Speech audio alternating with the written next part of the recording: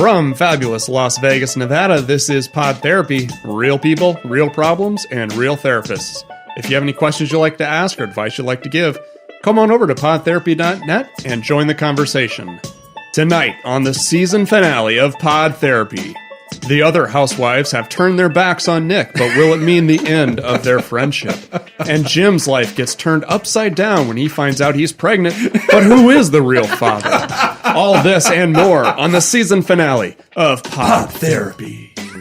And now, broadcasting from Level 9 Studios, that guy is Dr. Jim Jobin. I'm Nick Tangeman. It's time for some Pod Therapy. I don't know who the father was, Nick. It was a dark room and there were lots of hands. Could be anybody. We did it! Season 1, man! Yeah. This is it, and we're back where it all started. We're back at Level 9. We got Scott in the house. It's so exciting. And, man, I never thought we would have made it a year. Here we are. Yeah. It's awesome. Yeah, well, I figured we'd make it a year. You thought we'd go? I didn't think we'd have listeners. No. Yeah. Because you can have a podcast forever. Yeah, that's right. There's plenty of listeners. podcasts that are just plugging away. Right. But I remember when we first started, and this is fun to kind of reminisce and think about. But before we do, we should probably introduce the third person in the room. We have another person in the room. Hi, young lady. Who are you? My name is Maddie. Oh, hi, Maddie. I am That's my little sister. sibling of Jim. Yes, professional sibling. Which we're all sorry for. That's what your Thank business you. cards Thank say, you. right? They say Madison Jobin, in parentheses, sibling of Jim. Okay. Okay. That's what I got you for Christmas. You would do that's that. what you wanted. That's what I was going to get you. For years, I've wanted to get her an oil painting of me. Just to hang over her fireplace. Like every year I want to do it. And it's not worth it. It's so much money. In a robe with a little... Yeah. Oh, yeah. No, exactly what you're thinking. A deep V. Yes, with chest hair that I don't have, but that's painted in. Like exactly what you're imagining. I have thought every year about getting that. A typical sibling gift. Yeah, I think so. So, Yeah. Welcome, Madison. Thanks. And Maddie's from Nashville, Tennessee, where the music comes from and the sweet, sweet barbecue comes from. Hey, do you know if there's a barbecue place called Nick and Jim's? Have you heard about it? Yeah. It's a thing? Jim and Nick's. Mm-hmm. Jim and Nick's barbecue? Really? Yeah, that's funny. Damn, that's I never cool. thought about that. Oh, That's real. It is real. Okay. Somebody It's a told us chain. that once. Field trip. Field trip, yeah. Yeah. Or you need to send us like a bucket of that. I don't know if it'd be safe to eat. It's dry. It's dry and not funny. I So don't know. is our show. Yeah. It's a perfect fit. It's dry, not funny, barely tolerable. Nice, Maddie. Nice. Sit well on the palate. This is going to go really well. This is going to go really well. I'm excited to have you. So Maddie's with us because she's visiting my family for Christmas, and so she's going to be chiming in on the show. And you're 100% part of the dialogue, so don't feel like you have to sit there and time out or anything like that. Thanks. This isn't like when we were kids. When we all told you, don't speak. Too soon. Jimmy's Too soon. talking. You don't talk. And No, also, I'm sorry, that has not changed. that's not. That's still the same. I remember. I feel like Maddie and I are going to bond a lot Oh, over yes. this experience. Let's please just Just talk commiserate crap on constantly. him. Was he like this as a We'll kid? join you. Yeah, he was like that as a kid too, so it'll be fun. So, Maddie, feel free to call me Dr. Jobin during our show today. Feel free. As I also request you to call me at home. Right. Thanks for making that an option. But you know what? I'm gonna come to Jim's defense here. If I had those student loans, Yeah. I'd be paying. I'd That's be telling making everybody, everybody. call me doctor It's too. funny because my daughter, she's 3, and I want to show you this live, Maddie, whenever we're back home. Okay. But like, she'll go, "Hey, Daddy," or something like that, or James will go, "Hey, Daddy," and I do this thing where I, "Don't you hey, Daddy, me." And like, I just say that as a joke because I don't care, whatever. But for some reason, I did that to her the other day, and I'm like, "Don't you hey, Daddy, me?" She goes, "Sorry, Dr. Daddy." I was like, who told you to do that? I thought it was hilarious. So I'm hoping she does it live at Christmas time. That'd be awesome. But Nick, does your sister Carrie have any nicknames for you, or does she just call you Nick? No, she doesn't have any nicknames for me. Not that I can think of. Does No. everybody in your family just call you Nick? Yeah. I'm sure your mom calls you other things. No. They No. just- they call you- If they call me at all. They go, Nick Yeah. Tangeman? Yeah, Mom. Yeah, we're on a whole name. Lunch is ready. Whole name. Yeah, on your Christmas everybody. gifts is that Nick Tangeman. Nick Tangeman from Mom Tangeman. Yeah. Best wishes. We're very formal at the Tangeman house. Formal family. No No nicknames. nicknames. Oh, Yeah. oh, that's crazy. We do. So I've just always called you Maddie. Yeah. I guess that's not there. Right. But it's blowing my family's mind because my kids, Maddie calls me Bubba. So it's like a Southern thing. I don't call you that. You don't? I thought I've you did. never said Bubba in my life. That's not true. Well, okay, when I was I really definitely little. know that that's not true. No, when I was like 4, I started calling him Bubby. Yeah. And So now, that's stuck. as an adult, it's Bub. Yeah, because you've classed it up. Because now we're Right. grown-ups. I'm an so- adult. Yeah, Bubby I'm grown. Bob. Yeah, but Bubby. it freaks out my kids because my daughter calls her brother Bubby or Yeah. Bubba. And Bub sometimes too. And so now Maddie's around. She's calling, like she's saying Bub, and like James and I are both turning our heads. And my daughter's like, "What? Who are you even talking to?" And like, so we had to explain to her that I'm her Okay, older brother. so she calls you Bubby. I'm going to go ahead and change the outro here. I need to update He's this. editing it live. Yeah. So no, but I don't have any nicknames for you. But feel free to call me Bub or Dr. Bub On here? if that's what you need to do. Yeah, you Okay. do it. Yeah. I'm not going to embarrass you. Oh, I don't care. front of You, your friend? you go nuts. Do you That's think what he you're here for. embarrasses easy? I hung in there Embarrasses quite a himself bit. most of the time. Oh no, Maddie has the dark secrets. So Oh, yeah. Turn my mic up. yeah, I'm reaching for her cord right now. Like this is my safety line. I need to hold this just in case it gets real. But thank you so much for coming all the way up from Yeah, Nashville. thanks for Excited to having have me. us, have you. We're excited to have us on the show as well. Right. Yeah. But it's nice to have you. So, quick rundown of what we're going to do today because it's our special season finale. Got some different agenda items today. If you've tuned in because you like our regular show, that's fine. We'll see you next week. Next week. Today's going to be a little bit different. We got Season finale. some. We got some gift exchange. Although I only see one gift here, the one I brought. Yep, I've got one for you. Oh, okay. Yeah. Good. And we've got that. We've got we had something that we were kind of talking about that we really wanted to do at Okay. some point, which was talk about our favorite psychology study. Yeah, we just wanted to nerd the hell out. You know, Yeah. like we talk about studies that are recent, but we often reference studies from the past that were like pivotal key studies. Yeah. And so that was something we talked about putting on the season finale was finally getting to just nerd bomb and just talk about real studies. So we're going to do psychology studies show and tell. That's going to be fun. We're going to do our Christmas gift exchange. We're going to do a stroll down memory lane, talk about the highlights of our first year, big memory moments that we've lived through. And then we have personal questions from our fans. We actually have quite a few of them. And our guest host today, Maddie, will help us with that. She'll be the voice of the fan club and asking questions. So we actually have real questions for us, not like advice questions. And then we're going to play a special game. We're going to play the Newlywed Game, Nick and Jim version, which I'm super excited. And I was going to tell you right now, I am going to destroy you. Like going over those You think questions. so? Oh, easily. Like as I was going through those questions, like I know the answer to this. I know all of your answers. You think you know me better than I know you? 100%. Huh. I will be impressed if you even get half of the points that I get. Okay. Half. Fine. I will be absolutely stunned. Talking smack already. I guess. I stalked Nick should- for years. We should. I know I everything wholeheartedly about believe him. you. Do We not should, need to I I convince know me his of that. blood type. Do A you? positive. No, it's not. Then why the hell did you post awesome positive on Twitter? Because that's a joke. Yeah, that's funny. I thought it was A. Funny. No. Oh. Because it's funny. I'm O positive. Oh. Is that We're the O special- negative. We are? Yep. We both are? I'm pretty How do you sure. know what mine is? Because when I was in elementary school, I did some sort of kit and we took your blood type. It was really hard to get God, his I'm blood really out. glad It's like you all know that. clogged. Yeah. Mostly like cheeseburger grease. It was weird. yeah. But we did eventually get the blood out and we found out it was O negative. Yeah. We had to use one of those cuffs. It was like milking a cow. It was really weird. So I'm O negative? Is Yeah. that a good thing to be? Mom's O negative. Yeah, I mean, it's good for other people. It's really bad for us because we're the universal We're the donor, universal donor. but we can only receive O. Oh, crap. That's the one I don't want to be. Right. Is AB the one where you can get anything? Well, yeah. I think one like of them's that. like the universal receiver. Yeah. That's the Right. one you want to be. Right. I think it's AB. You're O positive? Yeah. Wow. So, we're both He's in the same. O's. Oh, That's cool. So if anything happens to you, Blood go to twinsies. Nick. Wait, can he donate to Yeah, me? yeah. Can I donate to him? Mhm. I'll make you a deal. Okay. I want to be the first call. All right. Jim, I got a paper. I'm on my way.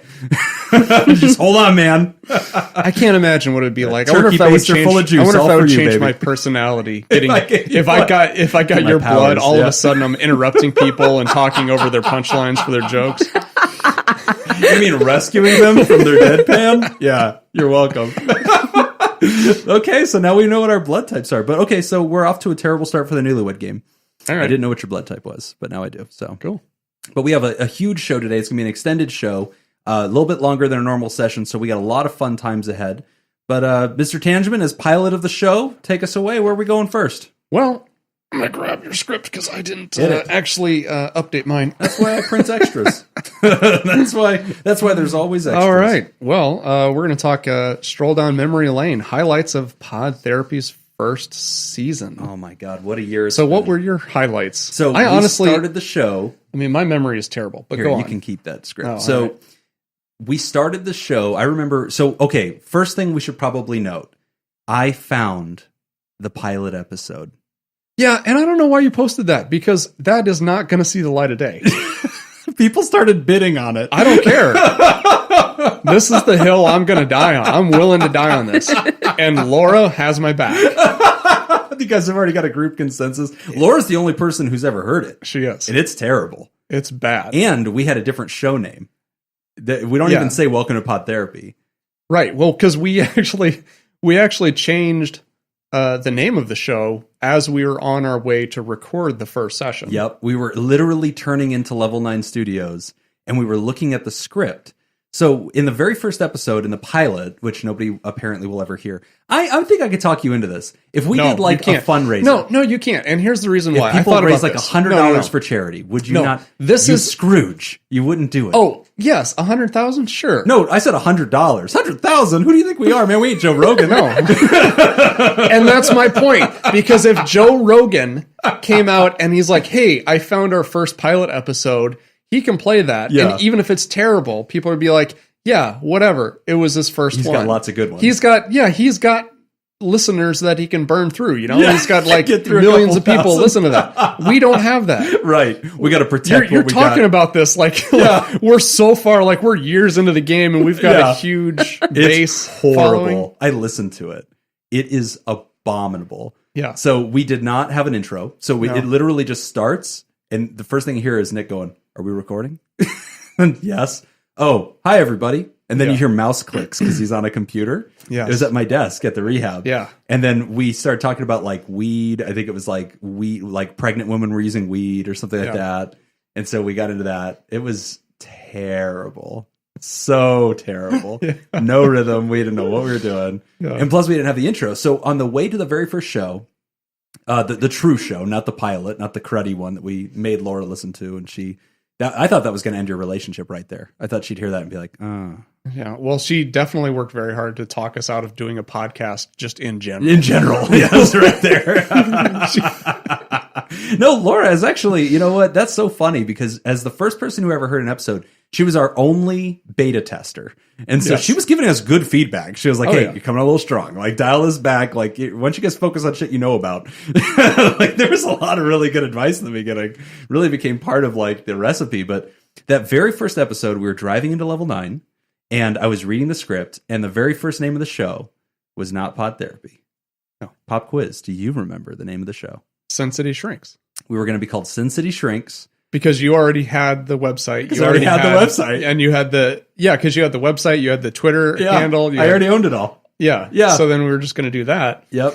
But I didn't like it. I didn't really care for it because shrink generally refers to psychiatrists, which we are not. Right. And it's who uses that term anymore. Right. That was another thing. Yeah. And so we ended up changing it on the way. We just decided. Because of a random line that you had written in the script. Yeah, because I wrote, it's time for some pod therapy. And then we're like, let's just call it pod therapy. Yeah, it was like, I was looking like, And like, as we were pulling in, I like got online and looked up if pod therapy was available. Yeah. And podtherapy.net was available. I was like, done. I took it right then. Yeah. And I was like, I'll build the website tonight. Like, scratched it out. I remember just taking. We got the Twitter handle on the way over too. Yes, we did. Yeah, and Pod Therapy wasn't available, and I'm still mad at that guy because he still has it. Like they're still at Pod Therapy on Twitter, and it's some guy with like 2 followers, and like he has no profile picture, and he's still there. I messaged him. I was like, hey man, can I have this? Like, what's the deal? And never messaged me back. So there's a dead an account. Can't get it. So well, I like Pod Therapy Guys. It did turn out pretty good, even though a lot of people actually think our show is called Pod Therapy Guys. Well, that's fine. Maybe it will be someday. Maybe it will be. So we're not married to anything. No, we're not. Very first episode with Scott over at Level 9, and I actually posted a picture of that today. Did you see it? No, I didn't. I dug up the original picture of us at the studio. And Oh, I I did posted see it on that. our Instagram. And that was so fun. And so we had no idea what we were doing. We just ran through the script. God, man, it's so crazy. Because I remember when we first started this, we prepped for a couple of weeks getting ready for it. And we had basically come to this group decision like, okay, why are we doing this? Right. And I remember in the first episode, if you go back and listen to it, we actually introduce ourselves and we actually talk about why we're doing this and like the mission of the show and stuff. But it's so funny because you said, I never thought we'd have any listeners. We definitely never thought we'd have any listeners. We just created this so that if somebody ever needed it, they could like search and find something that was a little bit more approachable, a little bit more useful. Right. That was it. And like, it's amazing because now it's like, we really have done very well in the first year. For the first year, yeah, I'd say so. I think we've done a lot better than almost any other like group that just started a random podcast. There's like 1 million people out there that have started random podcasts. We have a very high functioning fan club. We have our own identity. Let's go over the highlights. Let's go over how this all happened. So I don't wind remember back. most of I'm it. doing the Wayne's World. So here we are in January. We're recording with Scott over at Level 9. We had just found our theme song, which I was pretty proud of at the time. I was And we were too. just starting to figure out our rhythm. Do you remember in the beginning, one of the first like games that we started playing, trying to liven things up a little bit? Was it the diagnosis one? Yes. Which Oh. turned out to be Cataclysmic. Oh, is this the one where you ask questions? Like it's like 20 questions. It was and 20 then you- questions. You had 20 questions to guess a diagnosis that I had. We thought it would in be my like head. a fun I thought that like, was fun. therapy game. I thought it was a good You time. know, it's funny because you're a psychology student, but like psychology students loved that game. And they were always like, this is great. And other people were like, hey, you're kind of trivializing Oh. a health issue. And I get valid. the spirit in which it's done. Yeah, that makes but sense. maybe that's not consistent with your show, which is Right. like not trivializing people. You're like, you know, that's a really good point. Hadn't thought of that. Maybe we shouldn't do that. And then we started assigning ringtones, like as a punishment. We started doing trivia and stuff like that.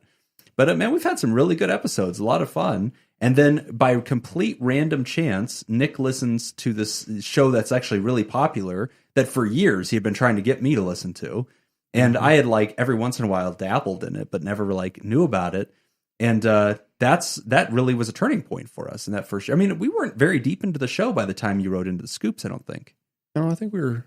Yeah, we weren't really. Maybe No. 10 episodes in or something. No, like it that. wasn't very deep. Yeah. But you came around, you're like, hey, man, there's this thing, Jock versus Nerd. It's like this trivia show, and, you know, we should do a mental health edition. I was like, okay, whatever. Like, we'll give it a shot. And that was a game changer. I mean, that obviously, like, changed the whole setup that we had with them, too. Yeah, definitely. That was very pivotal. Do And you they've helped remember us out any a lot of the since then. questions from your Jock versus Nerd submission?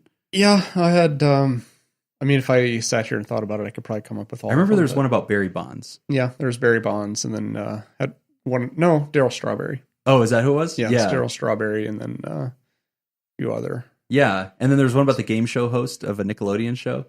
Yeah, Was it Mark Summers? Mark Summers. Yeah, and how he had a OCD. It was OCD. Yeah, yeah. Yep. So we wrote into them. They enjoyed it. It was fun. They realized, okay, there's therapists that are in town. Like in Matt Mattingly's Ice Cream Social, they're very, very pro mental health. Like they're just, you know, even though they're two comedians, they can joke about it. They're also really supportive of it. So they invited us on the show. It went really well. Like we got along with them really, really well. You know, we're all in Vegas. It was super easy. And then they had their huge live Scoop Fest and invited us to be on it. And by the time we got to Scoop Fest, we had like 30 something people that came out here for Scoop Fest that were listening to our show regularly. Yeah, already listening to it. Yeah. So that was kind of cool. So they came to us with sushi. We did sushi together. That was so crazy, man. That's a day I'll never forget. I think I'll be interested to hear what your favorite memory of this last year has been.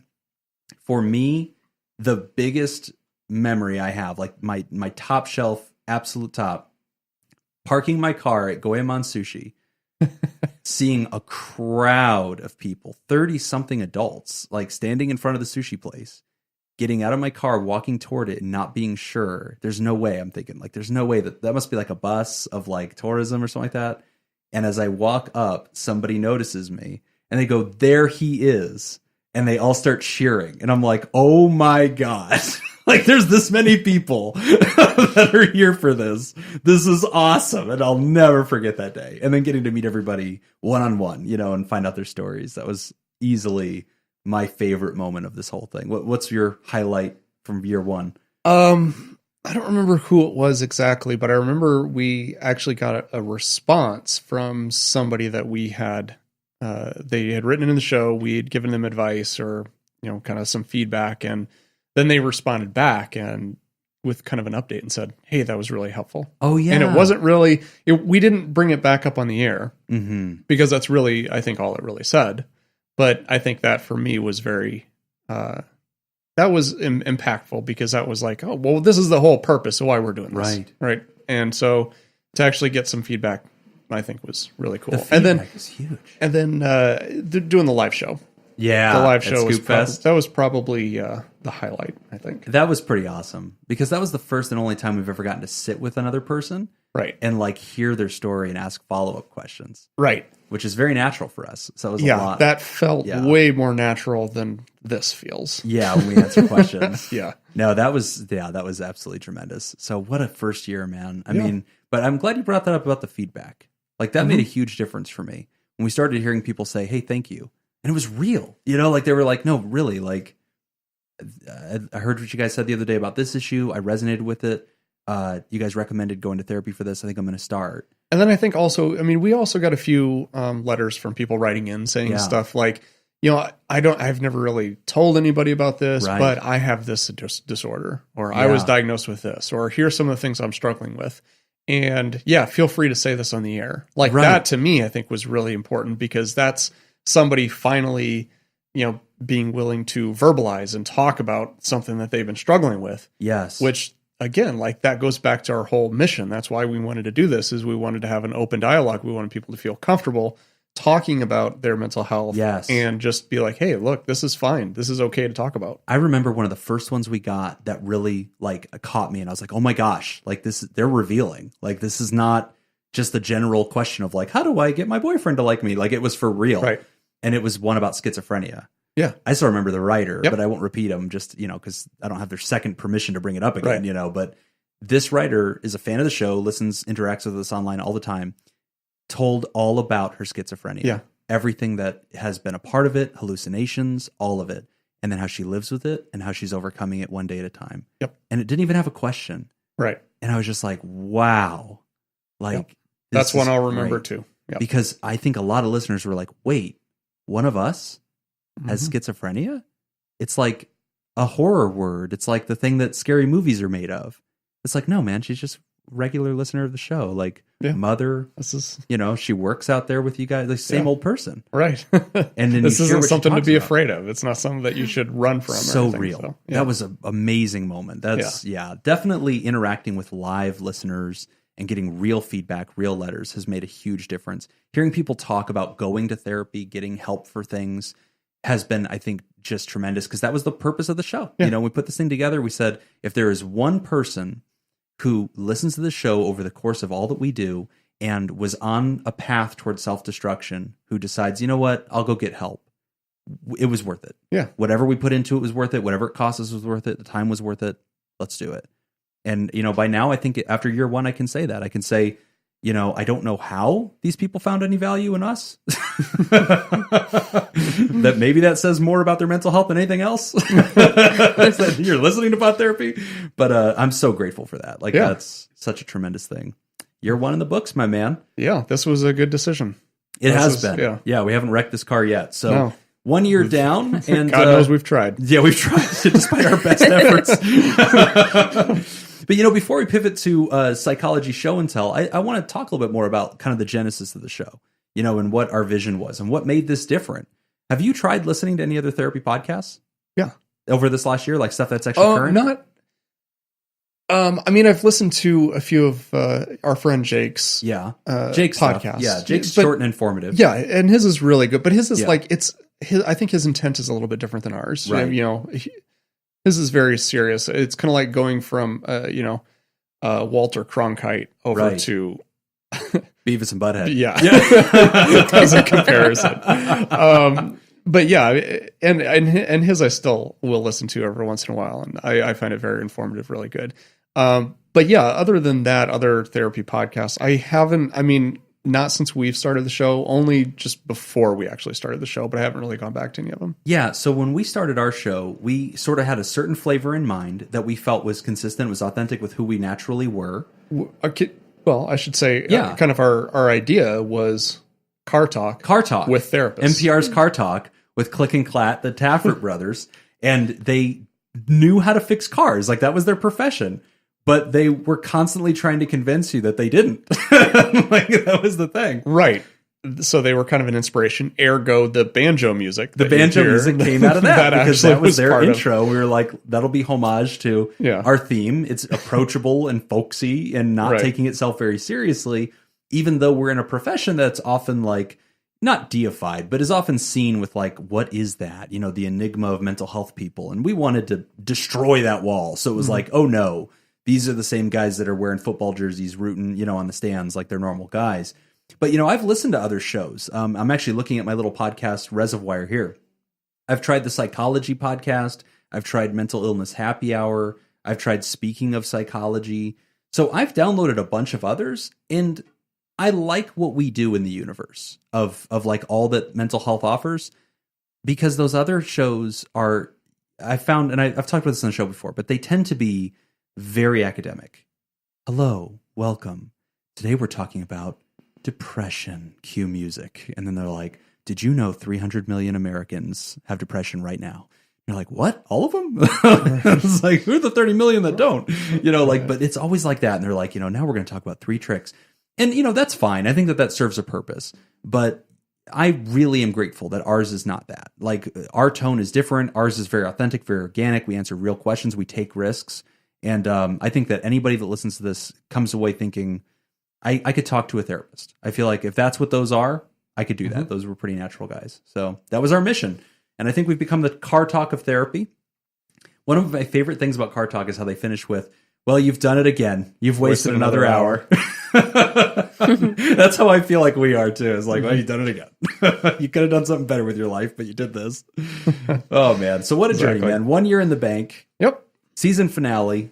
Closing out 2018. Pivoting over to 2019.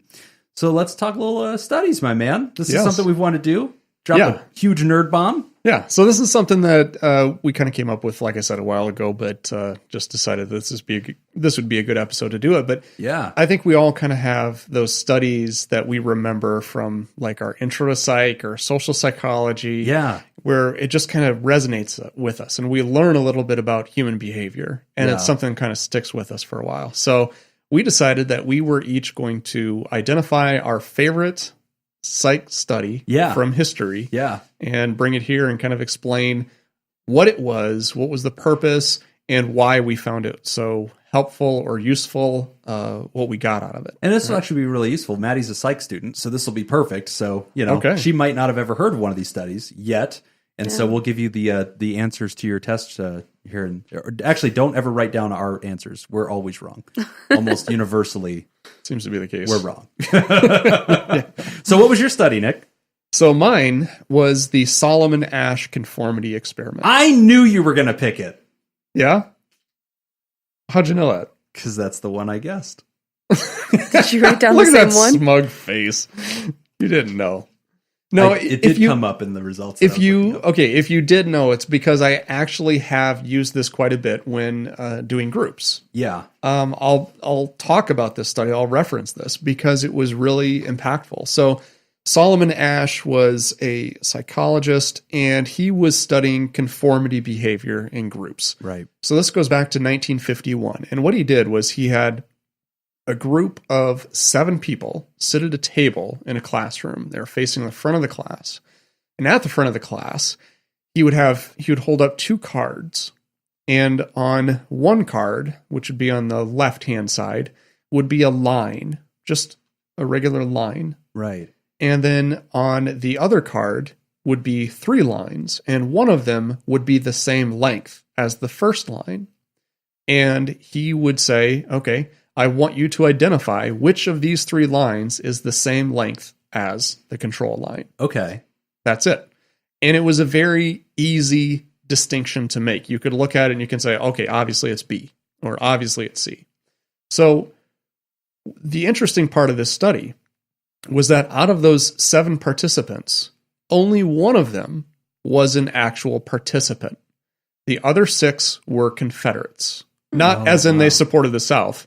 In Are psychology, you sure that's not what it was? What year was the study? This was in 1951. So 1851? So in psychology, a Confederate is somebody who gives the appearance of being a participant, but is actually part of the study. They're in on right? it. They're one of the researchers. Yes. So what he would do is they would have to give their answers one at a time. So he would start on the far left end of the room, and that person would give their answer, and then they would go down the line and give their answer. And the participant of the study was in the last seat. Oh, wow. So by the time they got to the participant, 6 other people have already given the answer. And the answer is, which one of these lines do you think is the same, as the other line? And you said it's a pretty obvious thing. Like it is not pretty obvious. Super hard. Yeah. Okay. And so they did multiple trials. So each time he would hold up a card, that's one trial. Okay. Right. So they would do multiple trials. So I think in the first, I want to say 3 trials or something, they were giving correct answers. Okay. Okay. So you'd start over here. What do you think? A. B, Yeah, B, right. B, B, all the way across. Okay. And then he would get to what they identified as critical trials. Uh-huh. And these were the ones that the Confederate would give the wrong answer. And everybody following him would give the same answer. And then they would see what the actual participant would do when they get to the seventh person would say, yes. No, it's B. Yeah. So they would all intentionally give the wrong answer to see whether the person would conform with the rest of the group or venture off and be right. What give a the right great answer. Study. And so what they found was that Humans are sheep. Yeah. No, it was about 37% of the time. Yeah. So you don't think it's like a really high number, but 37% of the time, the participant would go with the group in providing the wrong answer. Okay. No. Only that, huh? Only. I would think it'd be way higher. Well, but 75% of the time, every participant would give at least one. Okay, so 75% of the participants did at least they once. will conform to the they wrong will answer. conform. I see. But on any given one, they're 30% likely to go with the lie. Only 25% of the participants were purists. And would they not. They never were wavering. Exactly. Wow. They would always go with the correct answer. 75% of humanity is capable of doing that. So that's the meat of the study right there, is that only 25% will tell the truth. Consistently. Yeah.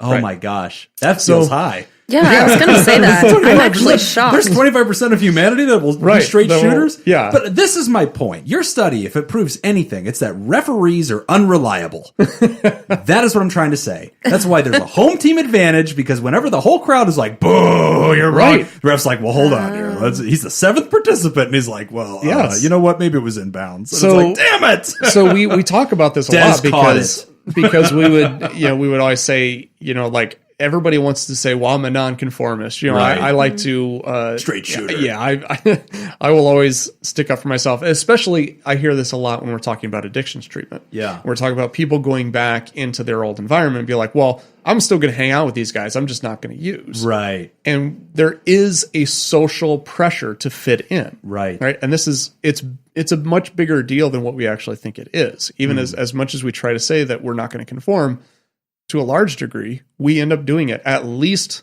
some percentage of the time, we will conform knowing that it's not the right thing to do. Yes. So there were some setbacks to this study. This is done back in 1951. So one of the issues was, this is at the height of McCarthyism, right? Wow. So they were kind of looking at, was this time specific to this group? Okay. Because it was a big deal to need to conform at that time. You didn't, the tall blade of grass got clipped. Cut. Yeah, right. So you needed to conform.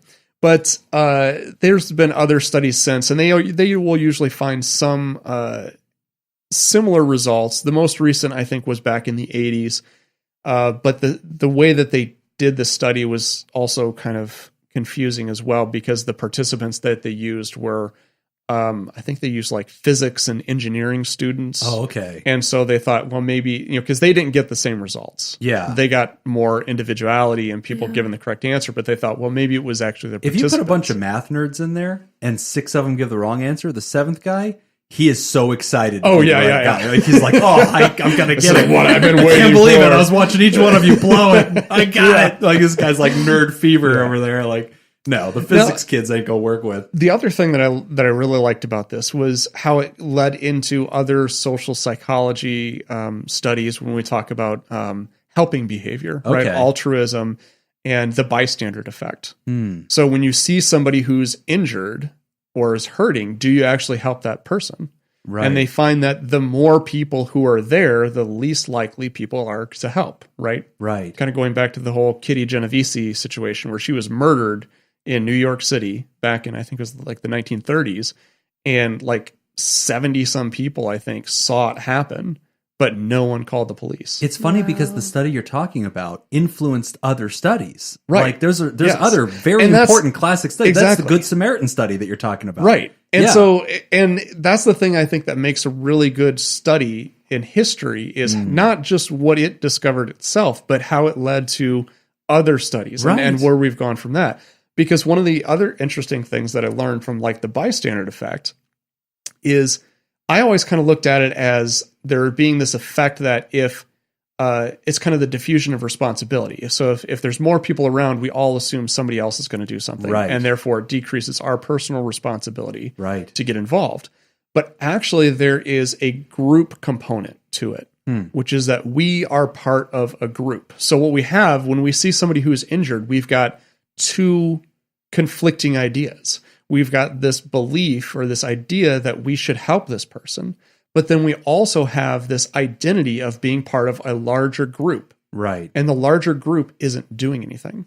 So what should we do? Right. So I feel a pressure to go with what the larger group is doing, which is nothing. This study has so many effects. I want to know, like, because I think if I were in that situation, I would think somebody else will do it. Because there's so many of us, somebody else will probably take care of this. Right. But if there's fewer people, there's less opportunities for someone else to help. Yeah. So I feel like there's more pressure, like, there's no one here. I need to do something. Yeah. And so I was watching, they did this, they replicated this study in London where they had a woman who was lying on the steps in this very public walkway, right? Like kind of by a Capitol building or government office or something. And she was just lying there like she was dead. Oh my gosh. And people were passing by. Nobody was doing anything. They're all too polite to But help. then there was one woman who was standing there and she was watching. But she never interacted until somebody else came and offered to help. Then she went over. Yeah. Because now the dynamics have changed. Yes. Now the group, now she has a choice in which group she wants to be in. Right. She was in the larger group of people doing nothing. Hard to step but out. Then somebody else jumps in and she's like, oh, now I can change groups. God. Now I can be in the group that helps. It's amazing. The cascade of how many different studies gets affected by that one. And then they also did this other thing where they did the exact same experiment, except this time the people before were just wearing regular street clothes. But this time they did an experiment where a guy was wearing a suit. And he was helped almost instantaneously. He was the guy on the ground? Yeah. Oh. And the idea behind this is because now we identify him as being a member of our group. Right. That person's injured. So that's a member of our group. Okay. We need to, yes. God, it's amazing. I mean, even when you go back to the first study you were talking about, the one where they did the 7 participants one, that study also revealed a lot about how we do studies to make sure that the results are not tainted. Right. Like when we do studies, back in the day, it was not uncommon to group everybody in the same place and just ask in a survey, hey, out of all 100 of you, how many of you believe X? But that study revealed that people are looking at the other hands that go up, and that's changing their honest answer. And so we started doing individual studies and double blinds, in part because of what that study revealed about peer pressure. Absolutely. That you have unreliable outcomes if you let people know what others will say. They will be influenced. But I mean, it changes everything. How you think about politics, how you identify as society. God, that's incredible. And you're right. Then there was the second study, the Good Samaritan, which talked about the bystander effect. That people just will not help if there's more people there. And it's funny because if you look at the bystander effect, which also is a really good study, and people should definitely look into that. One of the tangible real-world things that came out of the bystander study was CPR training. If any person in the workplace has been trained in CPR, you remember that if you're trained in the right way, they tell you that when you're the first guy on the ground, you look up, you identify somebody next to you, you point at that person, and if you know their name, you tell them, Maddie, go get help. Go dial 911. Yes. Yeah, you're in charge of that. And that's because of the bystander effect, because nobody else will do anything unless you point at somebody and you become the captain of the football team and you say, I'm giving you the burden. Right. It's your job. Then they'll do it. Wow. But if you don't, you just say, somebody call 911. Nobody will do it. Exactly. And it's crazy because in my real life, this was Easter years and years ago. Maddie, I don't know if you were at my house when this happened, when James choked on that olive. Were you there? No. We had like a backyard barbecue thing for Easter, and my son was very, very little. And my father-in-law gave him a whole olive, just that was pitted, so it just had like the hollow hole in there, but it was a whole olive. And when you have little kids, like you slice everything into little pieces. Gave him a whole olive, and one of my pathological fears for my children is that they will choke. And it's a PTSD thing. I almost choked to death in a truck once when I was a little kid.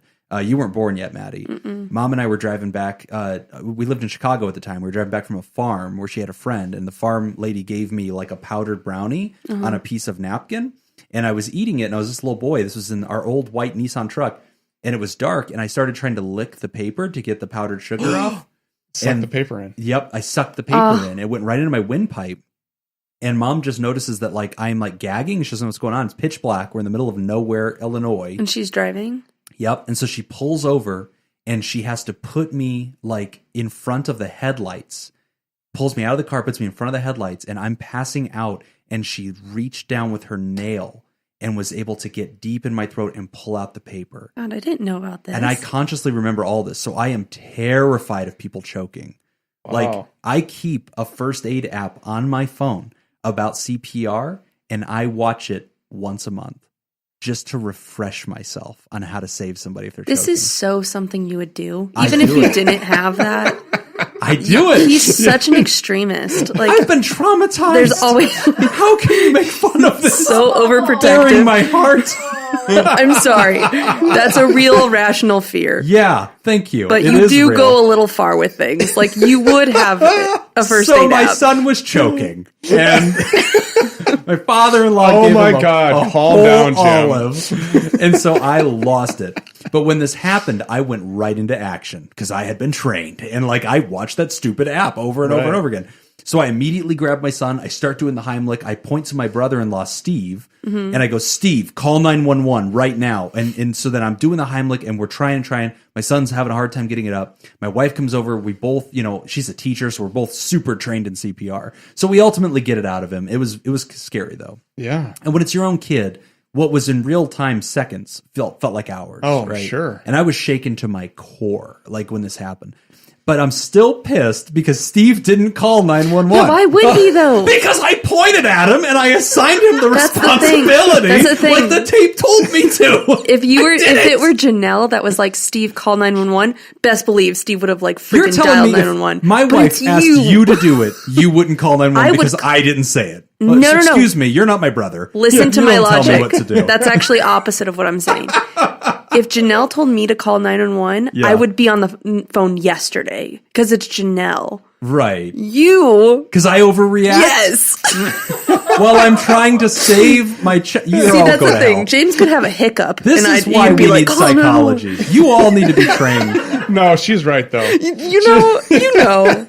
It is true. I freak out. Janelle, thank God you married somebody that's like low key. If my kid bumps his head, I'm like pulling out flashlights. Like, let me see your eyes. Let me like flicking the light in his eyes. Like, are you okay? I have no idea what this does, but I saw it on ER. I know what's going on. This morning, his daughter was upstairs playing with her Barbies and doing their hair. Yeah. But he didn't realize she was upstairs. He thought she was downstairs. And so he's like, Julie, where is she? He's like, and then I hear him upstairs. When Daddy says your name, you say, I'm here, Daddy. In my defense, Daddy, was it not only yesterday that I walked out of the living room for literally 30 seconds and came running back in at the sound of my toddler who had pushed a chair to the kitchen sink, climbed upon the kitchen sink, and had started the freaking garbage disposal and was like leaning in to get in there. She was not. Okay, that's the part. See, that is so you're over exaggerating that. She was not leaning in to get to the garbage. Good damn thing that I overreact to every small thing. I'm not proud of that moment. I should have been there. It's a toddler with a garbage disposal. Where were you? See, and then that's the cycle. That's how we get back to he's never going to get help for this. Because he thinks this is a useful thing in his life. I'm going to save a life. Okay. You don't know how many times I've saved yours. For our listeners, this is what we call a type 1 error in cognition, which is a false positive. But it's necessary for survival. You're more likely to survive if you take everything as being a complete emergency. Yep. Maddie, I have saved your life more times than you know, because I have been like this since we were children. I hovered He gets it from you. our mother, too. I do. She's Mom's nuts. crazy. She's actually Mom is crazy. legit crazy. But it's funny because... And a listener. And a listener and No, a she THERAPOD. knows. She's a sponsor of the show. She She knows. knows how crazy she is. But it's funny because, like, for years I would never let anybody babysit my kids because I don't trust them. But the two people that I would let babysit were my sister, who she says she's not crazy, but she is. I don't think he's going to let me anymore after the garbage. No, you blew it. No, that's it. Sorry. No, we're done. I'm guessing Steve's on that shit list too. Oh, he don't watch the kids. No, I don't trust any of my brother-in-laws. They ain't watching these kids. But my mom is the one I really trust because she is insane. Like, she makes me look like Diet Pepsi, man. Like, she comes in like she's checking all the outlets to make sure there's little covers on everything. She checks all the doors. Like, the woman who saved your life. Yeah, she saved my life because she's nuts. Okay, she didn't wait. Mm-mm. That's my point. So the point that all this study comes back to is that Jimmy's not crazy. Jim's not crazy. Dr. Jobin, Dr. Bubby. You're welcome. Okay, you are alive today because of me. I love that you haven't even been able to name a time, but you're like, I'm pretty sure I did. Oh, like, I'm pretty sure. Do you want just one? Do you want just one? Because I have them indexed. Okay. All right. I'm good. It was the summer of 1998. You had locked yourself in your bedroom. Nobody knew how to get you out. Mom was losing her crap because you were small enough that we didn't know if you were choking in there or what was going on. Yeah, see, that's the part. I took that's off the, part. the doorknob. I we didn't know removed the if you were starting doorknob to from fire. the door. We had no idea. To rescue you. You are welcome. You were taking pills. It was terrifying. We don't know what was going on because the door was locked and a toddler was behind it, and I removed the door to get you out of it. All right. Well, I think that just proves my point. You're welcome. Unfreaking grateful. So, Jim, what did you come up with? Okay. So my study was a little bit different.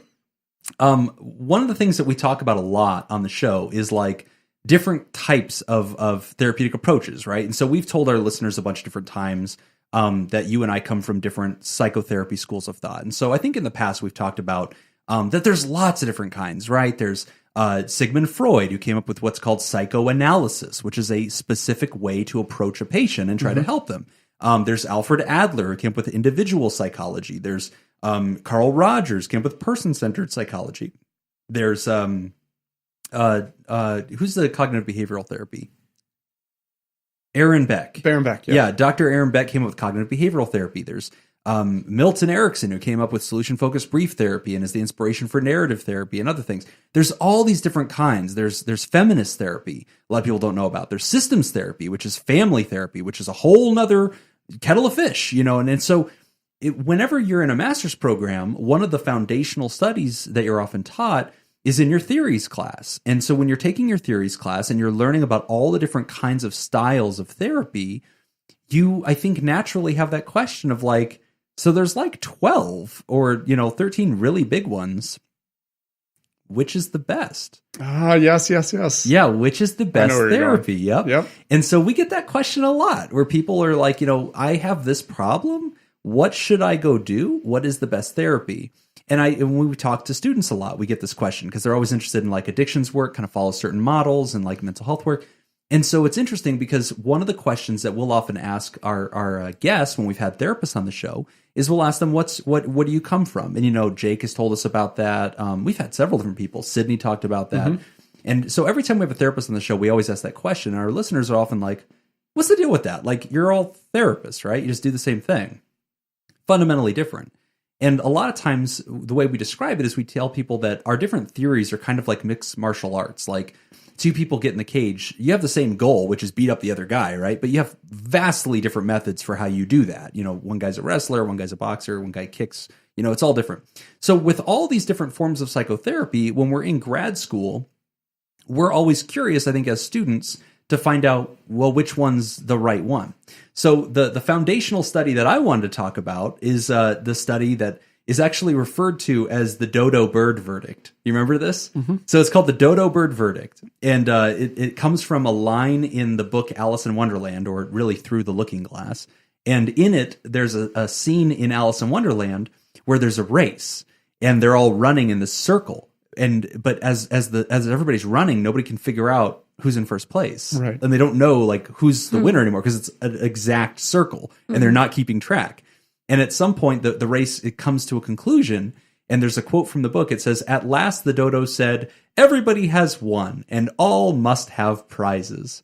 And so they actually called this study the dodo bird verdict. So the study was done by Saul Rosenwig, and it's from 1935. And it was actually, the title of the story is not the dodo bird verdict. The title of the story is Some Implicit Common Factors in Diverse Methods of Psychotherapy. And so basically, this study pitted against each other all the different forms of psychotherapy. And they did this in a variety of different ways, training, bringing in world experts in different forms. So psychoanalysis under Freud, cognitive behavioral therapy, narrative therapy, narrative therapy didn't exist in 1935, but all the big wigs. Gestalt therapy was huge back then. Cognitive behavioral existed, individual therapy under Adler. And at the time, there was this big debate over which one of these was actually the most powerful therapy. And if you're a grad student, you actually have to watch the Gloria experiments. There's still video of this. You can type this into YouTube, and it's the Gloria experiments. And this is still, like, if you're a nerd psychology person, like you really nerd out on this kind of stuff, look up the Gloria experiments.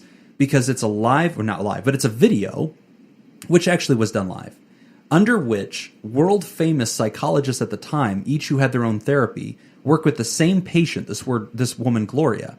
And they try to do a session with her live on film to demonstrate their technique.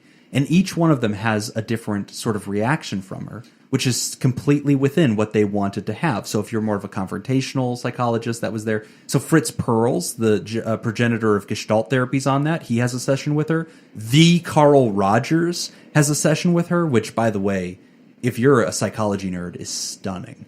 Because at the end of his session, like, she is crying. He had 1 hour with her. And it's like so profound because he was so amazing. And just, I'm a huge Rogers devotee. But yeah, I think Alfred Adler's on there. And so like, it's really, really cool. But at the time when this study was done, there was a huge debate. And really there was a lot of tribalism and lots of schools of thought. Like you would go to like the Milan school to study system psychology, or you would go to the Adler school to study individual psychology, like very, very tribal. And Freud's camp of psychoanalysis was like king of the country. So, and king of the world, really, because the Austrian school of psychoanalysis was huge. Carl Jung, like all these different like ways to approach therapy. This study revealed that it did not matter which form of psychotherapy you used. They all had equal efficacy. And when you're a grad student and you're told that, you're like, wait, what? Yeah, I'm shocked. How the hell is that possible? So we're wasting our time. Yeah. And that's so that when you're a student, we Right. usually drop that bomb on you and we don't make it better. We usually just leave you with that and let you walk out of class that day after building it up for a whole like lecture. And then you reveal it.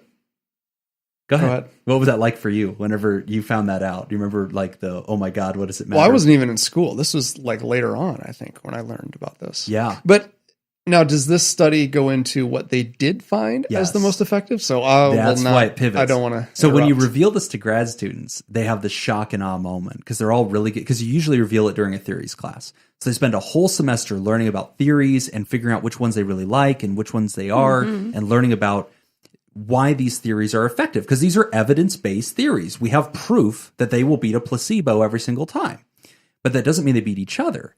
And so this study, which has now been replicated over and over again, tells you, oh, no. It doesn't matter which theory you use. They're all about equally effective. And that stuns a student because they're like, so like Nick said, wait, so this is all a placebo? It doesn't matter what you do? And what the study revealed was the most important factor in psychotherapy is not the theory. It is the therapist. And that's what their study actually dove into.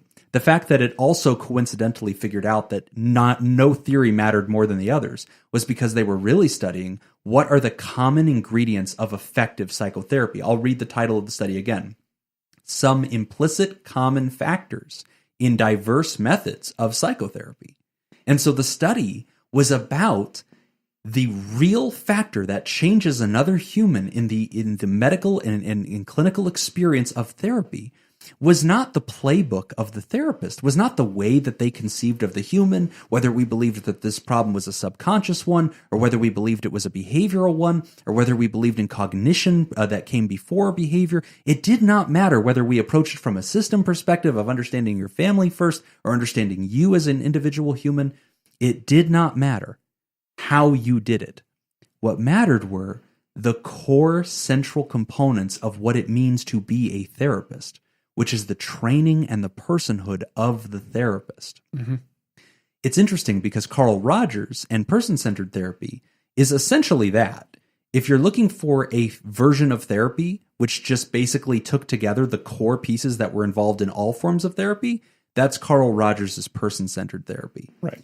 Carl Rogers does not have a goal.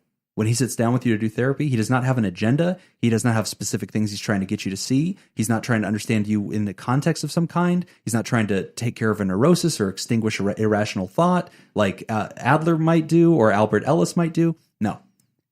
He wants to understand you. That's it.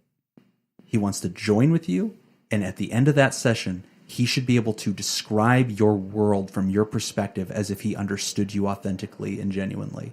And that human connection of revealing truth, going through it, understanding it, analyzing it, and seeking what Carl Rogers called congruence, which is getting the human to kind of fit their own desires and expectations of the world, is what is the mechanism of change. So here's a quote from the study. This is from 1935. Saul Rosenwig wrote this. This is the end of his study. This is what he writes. Quote, "In conclusion, it may be said that given a therapist who has an effective personality and who consistently adheres in his treatment to a system of concepts which he has mastered and which is in one significant way or another adapted to the problems of the sick person, then it is of comparatively little consequence what particular method that therapist uses." And basically what the study revealed... Insert mic drop here. Yeah, insert mic drop. The person of therapist being a master of their craft is the most important factor in the room. And it destroys the placebo. Therapy works, but you can't simulate the effects of therapy without the therapist. How has that impacted you today as a therapist? So a lot of times whenever we're teaching theory or like we're trying to talk about what helps, it is still so I want to be careful to the listener because I don't want people to get the wrong idea that some forms of therapy are not also been proven to be more effective on certain conditions. So like cognitive behavioral therapy is a gold standard when it comes to anxiety and depression. Addiction.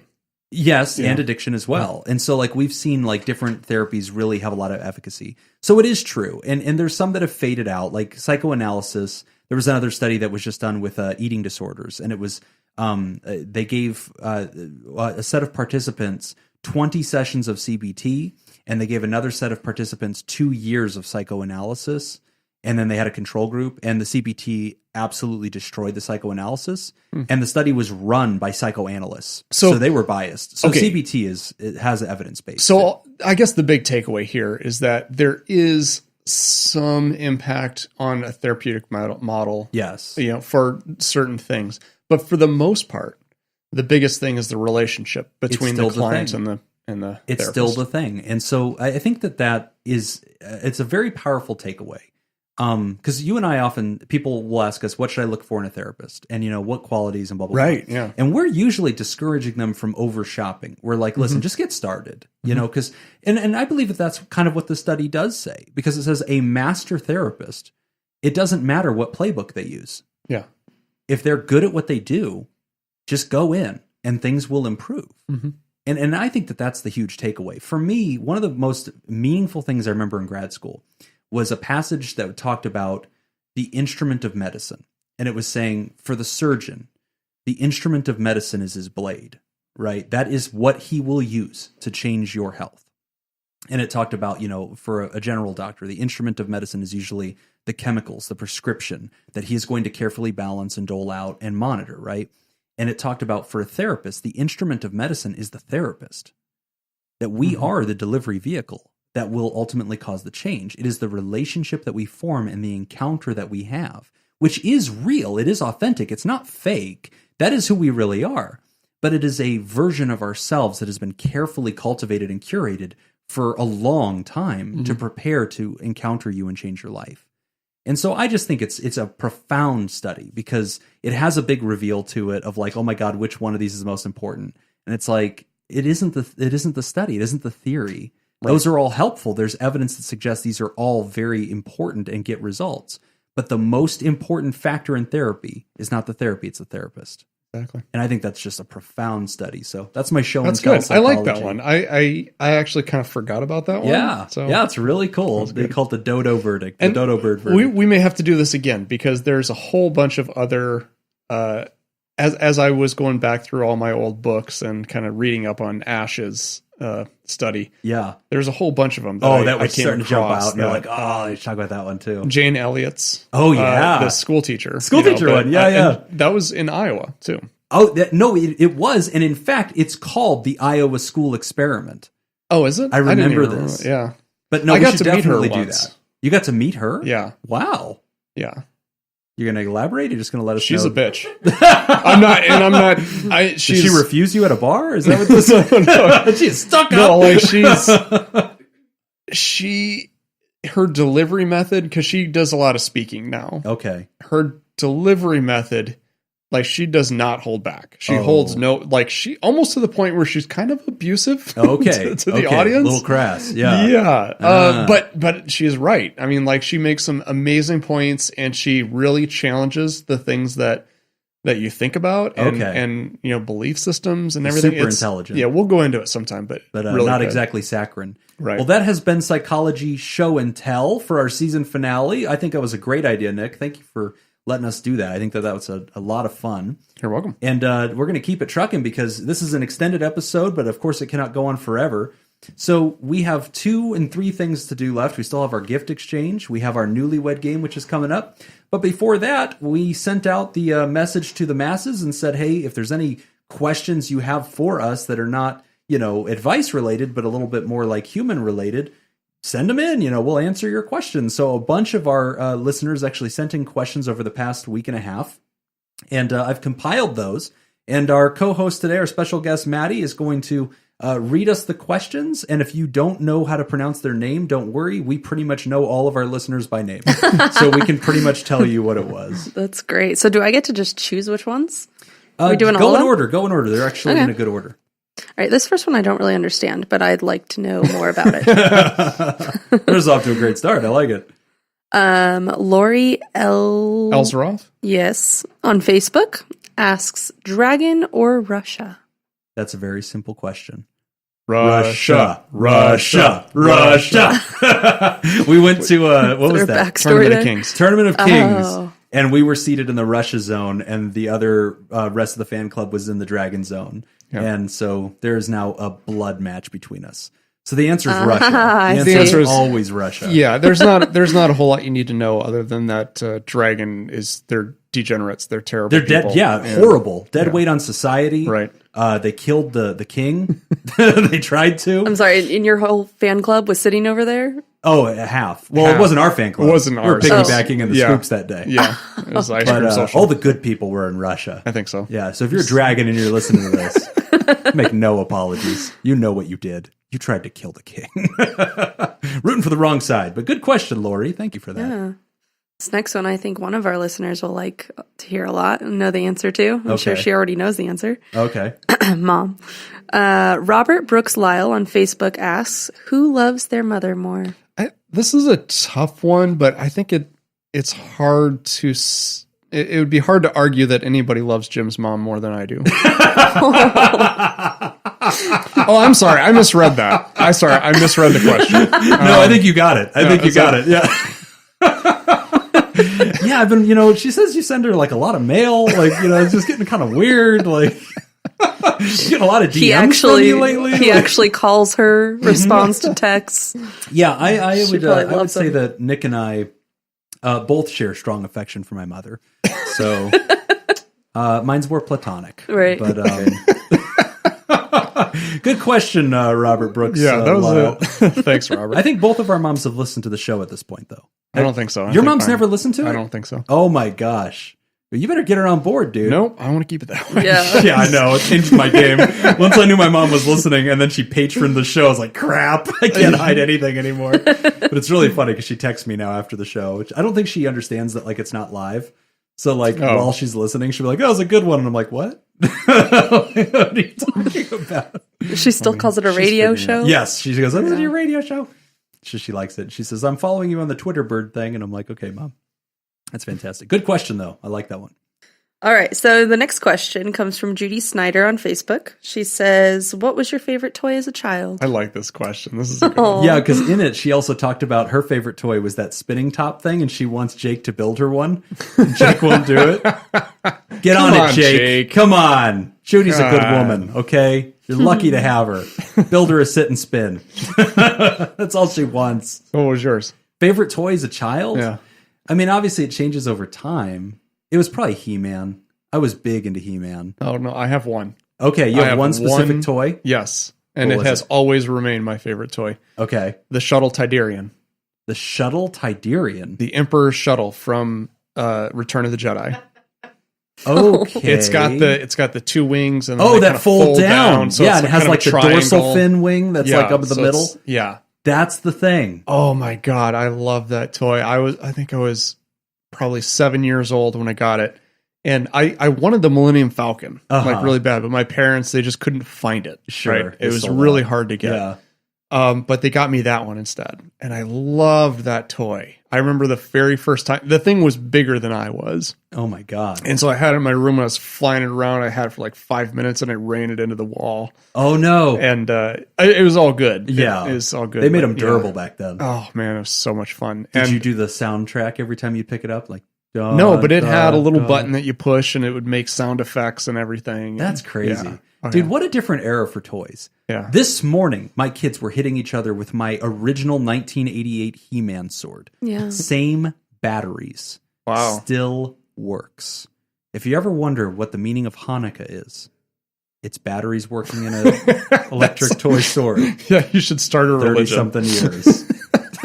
I heard it explained the other day, like, if you're wondering how Hanukkah works, imagine your phone was on 10% and lasted for 2 weeks. Yeah. That's Hanukkah. I was like, okay. Great question. Great question. A lot of fun. Okay, the next one is Robert Shields on Facebook. He asks, if you had to change careers tomorrow, what would you do? This is a good question. If you had to change careers. So professions. So even though your role has changed in our industry, right? If you had to fundamentally change professions, what would you do? I don't. This is scary because I have no other skills. Scott's pointing to his record. Yeah, I would come work for Scott. There you go. Is what I would do. Could come do some tech work. I could do this. Yeah, that's your fallback position. Yeah. Honestly, what would you do? I don't know. Like, I've always thought it'd be fun to be a tour guide. Okay. Yeah, I could do that. Be a tour guide, like on your left. This is the MGM. Or hiking tours. You know, get a group of people who, come to Las Vegas. They want to go out to Red Rock. They want to hike. Okay. Like I could see you doing that. I could see you being like like a hiking tour guide. Yeah. I kind of see that as your dream job. Yeah. And you'd finally be other, a different hue than bleach white. That'd be good for you. The sun a little bit more. This is my December skin. All right. So alternative career. I'd probably go back to stripping. I feel like the money's too good. It's just. The dad bod is in. The dad bod is huge right now. Yeah. Everybody loves me up there. Look at him just trying. No, that's what you should call it. Open your own strip club and call it the dad bod. Dad bods. I thought the strip club was called Just Trying. Just trying. That's right. Welcome to Doing Daddy his Jim's. Welcome to Daddy Jim's Wine and Dine. This next little ditty is Cheeseburger in Paradise. Yeah. No, I guess I don't know. I think if I had to do something completely different, I'd probably go back to teaching.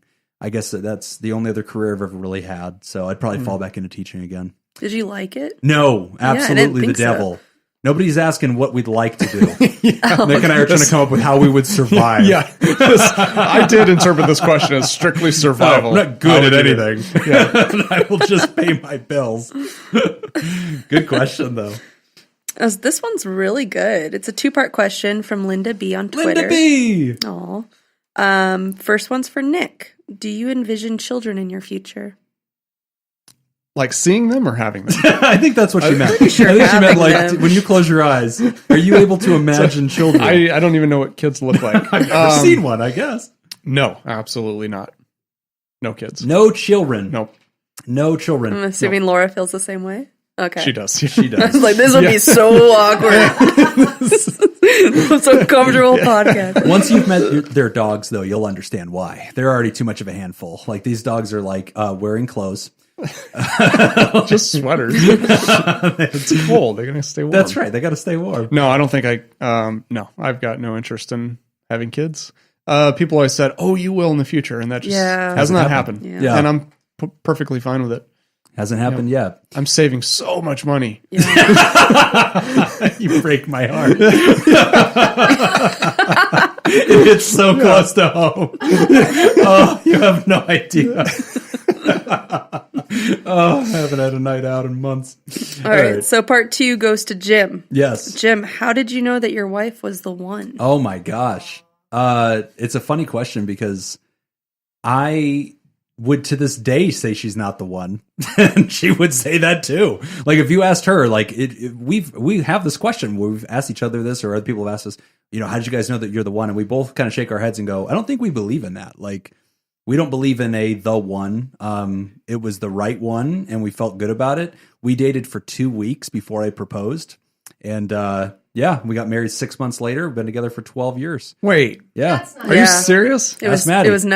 It was nuts. We were like, who? Yeah. What? It was like, I have a new girlfriend, by you the way, were she's my engaged fiance. after 2 weeks? 2 weeks. Yeah. That's Dated her crazy. for 2 weeks, took her out on the Desert Princess cruise in Lake Mead for Valentine's Day, and popped the question right there. To be fair, he was like a child. I was 19. Was? Yeah, I was 19. Yeah, it was. Yeah, still a child. She was 18. I was 19. When we got married, we couldn't even drink at our own wedding. I think I was 20 when we got married. That is insane. It is. Yeah, it happened very, very fast. So it's one of those stories we're never going to tell our children because we don't want them to do that. Yeah. Yeah, so we're like lying about it. Like, no, we knew each other for 35 years and our parents approved. But I did ask her dad's permission. I did go do that. So like that was kind of my, like, I did honestly kind of have like a checklist. Like, I don't believe in the one, but I did like have this like set of rules because I knew I was going fast. I felt like I wanted to. And I did have like a checklist of like things that I was checking to make sure that people in my life who I believe to be wise and useful to me didn't think I was making a huge mistake. Because 2 weeks is insane, right? And 6 months later is insane. But I did have kind of like this circle of elders that I went to, and I asked them like, hey, can I get your opinion on this? One of them said, you'll have like my blessing, so to speak, if you go to like premarital counseling, which we did. We totally attended that, and that we were engaged during the time, but we did it. And then I went and asked her father. I actually went out to Pahrump and took a walk with him in the night and asked him if I could marry his daughter. And he was like, this is the first time I've ever met you, but he felt like he had, it's a good feeling. Wow. So, yeah. They did know each other for a couple of years. We did. Yeah. Then? We only Like, dated for 2 weeks. Yeah. But we were very They close were friends for friends. years. Oh, okay. Yeah, no, well, it wasn't like I met her. Okay. No, we knew each other for years. This is an advice podcast, and I feel like we're just we're always down do as I the say, wrong- not as I do. And we're done. We're done. Always do as I say, not You're as outta I here. do. That's the Looks first. like there will be no season Just 2. Nick. First rule of pod therapy is do not do what these guys have done. No, my wife and I led a Bible study together. So we led a Bible study together for 2 years. Yeah, so our of mom course. was like for it. Yeah, she's like, she saw you a want to picture marry of the her. Bible study girl? You do that. I think it was like on MySpace. It was MySpace. Yeah. Our mom found a picture of his wife like literally baking cookies. Yeah. Like the most all-American, But it was funny because wholesome. I was dating her. And she was like, and I yeah. hadn't told my parents yet. And my mom out of nowhere sent me an email. And she's like, hey, I found this girl on MySpace. She apparently she goes to your school and she seems really nice. And I was like, oh yeah, like that's Janelle. Like, oh, by the way, I'm dating her. And she's like, oh, that's great. And I was like, Yeah, I I think kind she of was want to on marry her. She's like, speakerphone. let's just do it. Janelle was there, Yeah. like listening to the conversation. Yeah. So there was a lot Wow. of religious undertones Yeah. that factored into all this a lot. But no, I didn't think she was the one. I feel like she was the right person for me, and I'm good with it. So Okay. But like if we divorce tomorrow, there's another person that I could be compatible with and it would work out with. You know, Nick, if you're still single and, you know, if I'm single and nothing's still really single. by, you know, the 40, stars align. You know, I feel like things could work. So if you're open-minded. If you were the last person on Earth, yes, and most of the animals are gone, we can talk. So you're saying there's a chance. Yeah. Hey man, right. Trump's president. Don't rule it out. Yeah, right. Thanks for the question, Linda. That's good. Manuela M on Twitter asks, how did the podcast affect your personal lives? Did it affect your professional lives in any way? And were there positive? Manuela Muzakio. Were those positive? Sorry. How has it affected my personal life? I don't think it really has. I don't feel it has. I think my life is pretty much the same now as it always was. Only my relationship with my girlfriend is a lot more public. That's true. A little less privacy, but yeah. But we brought that on ourselves. So it's true. How has it affected me professionally? My current coworkers know that I have a podcast. They don't really know what it's about, and they've never listened to it. Thank God. As long as they don't listen to it, you'll be okay. Yes. I think this is something that I'm not ready for this to be out to all of my coworkers and supervisors until I know I could make a living doing it. Yeah. Yeah. Then I'd be comfortable. Then you'd be okay. Yeah. That's funny. So for me, it affected my personal life because I have a very deep friendship with somebody that I see every single week, and he means a lot to me. And that would be Jacob, the audio guy. Right. I know it wasn't me. And then professional life, I don't think this is why we got canned. No, but it's been fun because actually I do have patients that listen to the show, and so that's been really, really meaningful because, you know, they really do know me, you know, like I'm not a different guy, you know, in office versus on show. It's the same guy. A little bit more maybe serious in office, but no, so that's been fun. So I don't think it's negatively affected me. Not yet anyway, knock on wood, keep holding on there. Thank you, Manu, for the question. Yeah. So Ulrich? Yeah. Okay. On Twitter asks, what were you thinking? Ah, that sounds like her. That's her go-to. That's her go-to. We weren't. That was easy. Next question. All right. Bare Naked Scoopies on Twitter.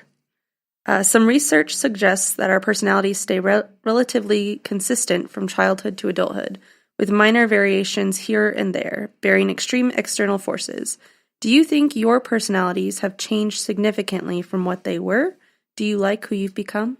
That's a deep question. Yeah. She's a psychology student. At ASU, I'll add. Yay, go Sun Devils. Yeah. Yeah, I think my personality's changed over time. I don't think I was born with a certain personality. For me, you weren't born an asshole. Yeah, right? I had to earn that. That was learned. Yeah, I think my a lot life of practice events fundamentally changed my personality. I was a different little kid than I am as an adult. I think moving a lot changed my personality, having to adapt to people like in order to fit into new cities and states. So yeah, I'd say mine changed. How about you? What about in adulthood? Do you feel like it's changed much in adulthood? Yeah, I think that your life experiences continue to change you. I don't think we can ever be the same person for very long. You know, I think we're always changing. I would agree. And I would say probably the same thing for me too. I think, you know, I'm a different person now than I was 4 years ago even. Yeah. I'm a lot more outgoing. Like sort of life events happen and I happened. Now that I'm in your life. Yeah. You're a lot more outgoing. Definitely is an event that happened. But you have to, we are the ancestors of, or we're the offspring of survivors, progeny, right? Yeah. So, I mean, our whole existence is all about adapting and surviving. So yeah. I would say for the most part, I'd say my personality is pretty similar. My sister has this thing that she always says when we meet new people and have to introduce ourselves. She always says that that I got all the brains and she got all the personality. Nice. Which, honestly, I can't disagree with. I think that's probably accurate. She's much more outgoing than I am. That's cool. But yeah, doing this podcast, I think I've become a lot more outgoing. Yeah. Going through a really difficult divorce, I think I've become a lot more outgoing. Yeah. So yeah, I'd say my personality's changed a bit. I think our personalities change over time. And Great question. Do you like who you've become, Nick? Oh, I love who I've become. Oh, okay. Nobody else does. No. We voted. This is actually isn't even a podcast. This is an intervention. This whole year has been leading up to this moment. Yeah. Come on in, everybody. Great question, Bare Naked Scoopies. And that leads us to our newlywed game, because we have enough time. We're going to keep plowing forward on this element of questions being asked. So it's going to have to be rapid fire. We're going to do it. We got the newlywed game. We can do this thing. Okay. Dun-dun-dun-dun. Oh, beautiful. Yeah. Hey, everybody from fabulous Las Vegas. This is the Newlywed Game, starring your host, Madison, Jim's sister, Jobin. Just hi. Hi, it's me. Yeah. So the Newlywed Game rules are very clear. Nick and Jim have answered questions about themselves, and we have got to figure out if we know each other very well. Laura will keep score and tell us basically who wins. Laura, here's random papers. My gift for Nick is at the bottom of that, though, so don't write on that. And we will see which one of us scores better, Nick, to find out who knows the other one better. Bring it. Fire off the first question. So same questions for both of you. Yep, You've same already questions, answered. and we will see who knows the answers. Okay. And Jim. before you do that, though, Scott, do you have a pretty strict time at after if we need to go over? Is that okay? All right, let's plan on it. We got budget. We'll pay for it. We'll keep going. Okay. Jim, what is Nick's biggest pet peeve? Nick's biggest pet peeve is it's whenever I speak over him. It's whenever I interrupt him when he's talking and I talk over him. And read his answer. This is what his real answer is? Okay. If it says Nick's answers at the top. Yeah, I guess so. What did he say? Nick's answer is people who aren't aware of their surroundings. Oh, come on! Which could include you talking over him and not being aware of the surrounding where it's shared. Laura's the ref. Laura, do I get a point for that? Laura's shaking it off. No point. Examples are leaving shopping carts in the center of an aisle, blocking everyone. Stopping in the middle of a walkway at the airport to get something out of their bag. Okay. Hates it. I've had more homicidal thoughts this weekend Christmas shopping than I've ever had before in my life. Christmas does that to all of us, though. Yeah, homicide's the first thing on everybody's mind. Okay, Maddie, whenever you're talking, always make sure that you're projecting into the mic. There you go. That's a good point. Yep. So what's Jim's biggest pet peeve?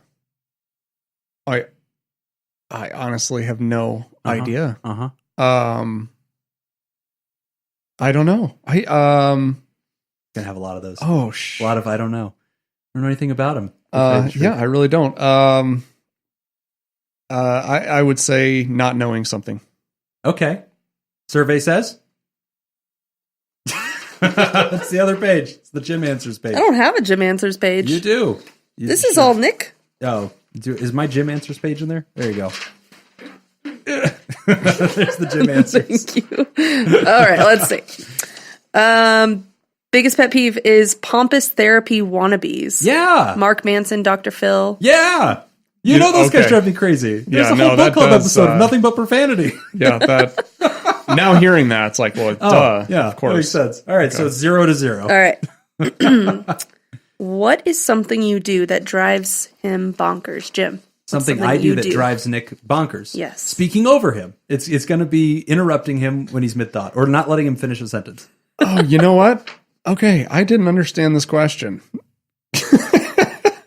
But yes. Okay, read the answer. He goes, like, pet peeves? Yes, see previous question. Oh, damn it! I had the same answer twice. I was wrong on both. Okay, no, but I will give you a point for that one. I should get a point for that one. Because I don't leave grocery carts in front of you. Yeah. No, you know what else is something that you do that drives me bonkers? Jesus, here we go. Now we're just doing it. You do this thing where when you talk about therapists, you talk about, like when you say that we are therapists, you always say we're real life therapists. What do I? Yes. Why does that annoy you? That's what we are. Yes, I know, but real life therapists, like we're something like mythical creatures. Like we're Jedi or something, you know? It's like if I introduced you to like a friend of mine, like Jim, he's a real life plumber. Yeah, it's like it seems a little built up for what it really is. What's really funny though is that is how I genuinely talk about everything. Yeah, no. This is a real life cookie. Yeah. But I got a point for that. Survey says I get a point, so it's 1-0. All right, I got this one. I know. Well, what was your answer? It says, what do you think? What do I something think? you What do? do I think? What do you something think that I do that bothers annoys Jim? me? Background sounds. Taking drinks out of stuff, setting stuff down. His answer is eats during taping of Pod Therapy. Yes! Bingo! Got it! Give him a point. God, if Well he has done. any prop, he's going to make that mic hear it. It's going to be a freaking metal canteen. It's going to be chips. Like, he just can't do something easy. It's the dumbest thing. It's like, you have 23 hours a day to do this, and you pick the 1 hour that we're taping, and that's whenever you have to eat. Let's eat something crunchy, too. So, yes, give him a point. All right, it's 1-1. right. Showdown continues. Okay, so Nick, if Jim could travel anywhere in the world, where would it be? Perump. I don't say. I know you've been around the world. You've seen different countries. I have, yeah. But I don't picture you as being a traveler. Okay. I think I picture renting an RV and going to a national park.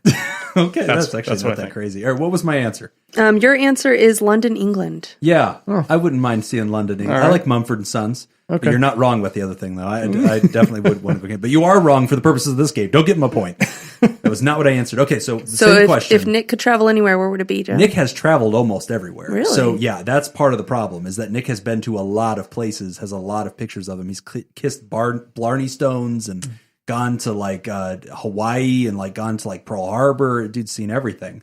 He's been to the Caribbean. I think you've been through the Mediterranean. And so that actually helps me because I think you've been to Australia. He's been to so many places. I've not been to Australia. So that makes it a little bit easier because I think, okay, where's a place he's never been to that I think he would really like to go? Nick likes history. Nick likes, he likes it if it's a fun place, like weather-wise, but he really likes learning something when he's there. I could see Nick going to, like, China. I could see him really digging China. What was the answer? Iceland. Fuck. But you're right. You're right. Like with the history and stuff. Like I enjoy anything that had some kind of historical significance. And I also consider Iceland part of China. So Judges say no. damn it. All right. Next. Okay, so Jim, if Nick planned a night out, where would you guys be going, or what would you be doing? Ooh, if Nick planned a romantic night out for us. You added the romantic part. That's not in the question. Oh, it's there. I feel that if Nick were planning a night out, we would probably go to a show. Well, Penn and Teller. He'd probably take us to Penn and Teller. Cigar lounge, then drinks on the strip. He would. Yeah, he would. To people watch. He's into cigar lounges now because all of a sudden he's sophisticated because he likes their Wi-Fi. I've read one Hemingway book, and now all of a sudden, God, he's awful. You guys got a humidor, cigar lounge. That actually sounds like fun, though. We should do that. Yeah. I would do that. My answer for Jim, I'd say karaoke. He says a bar with beer pong and pool tables. Yep. I can see karaoke. That fits too. I feel like Actually, that both these all sound like good ideas. I feel like we're putting together a good agenda. Nick, what was Jim's first job? I'm gonna say he was bussing tables at a restaurant. Not a bad guess. He actually worked for our parents at a pen store at the mall. Yep. Oh, really? I sold pens. Oh, I think I did know that. Yeah, I that did was know 16. Okay. All right, same question. What was Nick's first job? I think it was as a rental car clerk at Avis Rent-A-Car at the airport. No, wait, I want to change my answer. Okay. Because that was in college. That was He's in from college. Iowa. They're born working. His very first job was as a grain, it's like some machinery about metal, and he was like working with the metal and like a grain elevator cleaner. You're on the right track. He was a handy guy who fixed or amended sheet metal, a metal fabricator for the grain of a farm. Nick he built grain bins. Damn it, Laura! Yeah. Yes, Someone finally got a point. You got enough details. Yeah. Who does? Yeah. God, I'm proud of that. Ooh, that was a good one. Jim, what's Nick's idea of a perfect weekend? A perfect weekend for Nick. I think he would want to go somewhere sunny, like the beach, with the dogs. A dog beach in Southern California. Not quite. Okay. Golf? Hiking? Damn it. Of course it was golf. A relaxing dinner and a movie. Yeah, I should have said that. Damn it. I should have said golf. Damn it. Nick? He's going to have something cheesy, like spending time with family and children. Yeah, he said staycation at South Point Pool. I didn't mention the kids. How the hell are you getting That's credit implied. for that? That's a point. Yeah, give him a point. It's so you to not want to go somewhere. Oh, God. I'll just stay. I have kids. Vacations are not fun for me. That is work. Put me at the poolside bar, and I'm great. All right, so 7th question. Here we go. Would he prefer, or Nick to Jim, would he prefer to live in the wilderness and hunt for food, live in the city, and be a sophisticated elite? City and sophisticated elite. Be an upper crust elitist prick. Yes. That was my answer. Nick, on the other hand, I think that he fantasizes about being the last man standing in a post-apocalyptic universe. And so I could see Nick being basically a wilderness man and trying to live off the land and kill things and the whole business. No. What? He said city and be a sophisticated elite. You know, that's recent. Oh, so I'm the one that's wrong. Okay. I feel like we should change that answer. I feel like Laura domesticated you. Before this, you were a wild man. A flannel-wearing wild man. No. If I won the lottery, I would not go out to a forest. Cabin someplace. I would I'd definitely looks like live we're it both up in the equally city. screwed in the zombie apocalypse Yep. that is to come. We will not make it. This next question has some pressure attached to it. Okay. Nick, which one of Jim's relatives does he like the most? Ooh. Answer carefully. I guess you already answered, so you can see my answer. Great. So I think my first instinct is to say his son because they share the name, but I think it's his daughter. I think he loves his daughter more than his son. Oh, it's deep. Let's hope we destroy these tapes. I'm gonna Go for it. No. I'm gonna say Maddie. Aww. Oh, Unfortunately not. not even a little. No. He said, my mom, who is a therapod, also acceptable as my children, not my wife. She doesn't sponsor the show. Yep. Hi, Mom. I'm not even mentioned. Nope. I'm not even Sponsor in this the at all. show. Maybe if you were a therapod. Mom, she supports the show. Thank you, Mom. So Nick's favorite family member. I will actually go with his sister on this one. I think it's Carrie, your sister. Good job. It is his sister. Yeah, give me a point. Yep. Yes. I knew it. Yeah. I'm doing great. That's such a weird question. Yeah. All right. So we're at 2-1 right now, right? Oh my God, I'm Here we killing go. it. Jim, what's Nick's favorite hobby? Golf. Yep. Yes! Give it to me. Well you have done. no clue what mine is. You don't know how many people I've killed. Nick? The clue. I'm gonna say talking about himself in front of the mirror. Wow. He's actually right. If he was honest with these Easy answers. answers. He says video games, Rocket League I like specifically. video games. Oh, really? But man, I feel like he should get credit for that. No credit. Just I'm a little bitter about partially the relative question. Yeah, I'm not going to lie. Well, sponsor the show. It's $1. All right. Jim, what is Nick's most valuable material possession? His guitar, specifically with, I don't know which one it is. It's going to be a guitar, which I feel like I should get credit for. I would say it's the Stratocaster since he mentioned selling it once in a panic. So I assume that one's pretty valuable. Damn. Yeah. Oh, what did he write? Yeah, he said his 2008 Fender Stratocaster American Deluxe. I am so good at this game. I knew I was going to be good at it. I knew it. That's impressive. I'm destroying this. All right, Nick, what's Jim's most valuable possession? Oh, shit. I don't know. You have no clue. A photo album. He says his wedding ring, also acceptable, is the Trump P tape. I have it. That's where it is. I have it. It's me. Swing and a miss, Tangeman. Oh, God, this is so validating. Next I don't even care if we air this. I'm just enjoying it. Here we go. It's movie night. Does he pick an award-winning film or a raunchy comedy, Nick? Raunchy comedy. He says award-winning. I did. I Nope. said award-winning film. I done messed up. Yep. We'll discount that whole question, but I knew yours was going to be award-winning film. Really? I Yeah. picked the other one. Oh, no, he didn't used to be. This is something you've influenced him on. That Actually, yeah, Jim's I'm right. right. I'm right. Yeah. Yeah, I'm absolutely right. No, I think I knew that answer too. I listened to an episode where you talked about how Nick went out and Yeah, he went to the watched Oscar. a whole He bunch watched of a movies bunch of Oscar films with Laura to before prepare the Oscars. for it. Yeah. Yeah, and like he was like, God, I really enjoyed it. That Like, one was I- a giveaway. If it wasn't for Laura, I'd never watched this kind of stuff. But man, it's like really good. And like he was telling me about Lady Bird and all this stuff. And I was Yeah. like, wow. So that's the only reason that answer. I know that answer is because I know Laura changed him. Otherwise, he wouldn't even go out. He wouldn't watch movies. I don't know. He'd watch infomercials.